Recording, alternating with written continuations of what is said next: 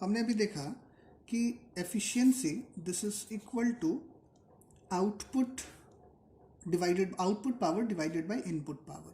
So it can be also written as output power divided by output plus loss, ठीक है, या losses, और आप इसमें फिर 100 से मल्टीप्लाई कर दो तो इससे भी एफिशिएंसी हमारी निकल जाएगी। मतलब efficiency this is equal to output by input, तो आउटपुट बाय इनपुट को हमने आउटपुट प्लस लॉसेस के फॉर्म में लिख दिया। अब देखिए ट्रांसफार्मर में जो आउटपुट पावर होगी वो क्या होगी। आउटपुट पे वोल्टेज क्या है V2, करंट क्या है I2, और पावर फैक्टर अगर हम वहाँ पे ले लें तो पावर फैक्टर हो जाएगी cos phi। तो V2 इंटू I2 ये तो वोल्ट एम्पियर हो गई, और cos phi से हमने मल्टीप्लाई कर दिया तो ये वॉट में हमें आउटपुट मिल गई। सो V2 I2 into cos phi, again हमने इसमें डिवाइड कर दिया V2 I2 into cos phi, ठीक है। अब लॉसेस है तो पहली लॉस है हमारी PC कोर लॉस, और दूसरी लॉस है हमारी full load copper loss PCUFL। मैंने आपको कहा था कि कॉपर लॉस को हमेशा हम फुल लोड के टर्म में ही लिखते हैं, यहाँ भी हमने PCUFL लिखा है, 100 से हमने मल्टीप्लाई कर दिया। अब एक चीज़ देखें आप, अब हमने क्या किया, न्यूमरेटर एंड डिनोमिनेटर दोनों में हमने 1000 से डिवाइड कर दिया।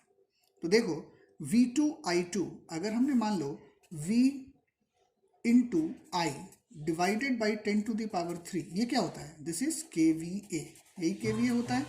चाहे V2 I2 divided by 10 to the power 3 हो जाए, चाहे V1 I1 divided by 10 to the power 3 हो जाए, तो ये क्या हो जाएगी KVA।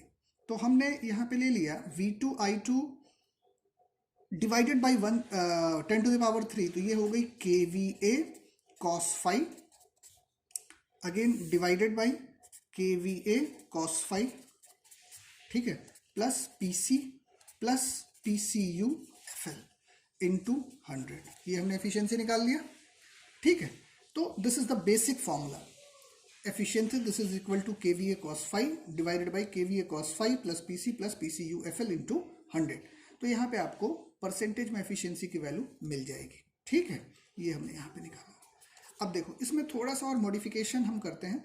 एक यहाँ पे मैं टर्म इंट्रोड्यूस कर रहा हूँ X, ठीक है, X this is equal to output KVA divided by rated KVA, output KVA divided by rated KVA। अब समझिए आप इसका क्या कॉन्सेप्ट है।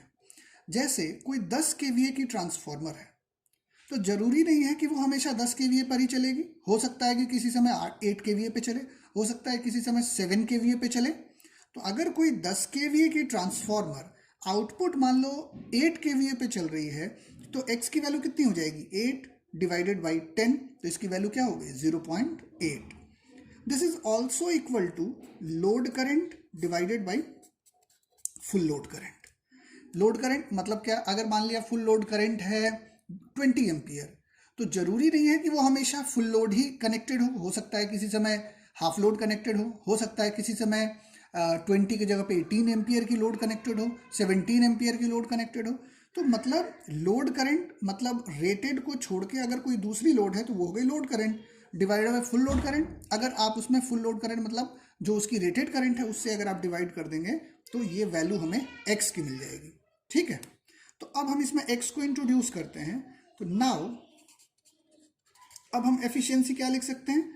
अब अगर 10 KVA की ट्रांसफॉर्मर है लेकिन किसी समय 10 KVA पे ना ऑपरेट करके 8 KVA पे ऑपरेट कर रही है, तो हमने यहाँ एक टर्म इंट्रोड्यूस कराया X KVA cos phi, ठीक है, divided by again X KVA cos phi plus एक चीज और, कोर लॉस की वैल्यू चाहे लोड कुछ भी हो, हाफ लोड हो, फुल लोड हो या एनी लोड हो, कोर लॉस की वैल्यू हमेशा कांस्टेंट होती है, तो इस पे X का कोई भी असर नहीं पड़ेगा।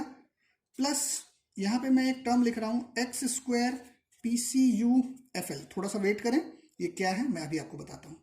अब देखो ये जो हमने लिखा है तो यहाँ पे X और KVA cos phi, ये जो KVA हमने लिया है ये हमेशा रेटेड वैल्यू होगी, जो क्वेश्चन में वैल्यूज दी गई होगी वो वही आपको यहाँ पे रखना है।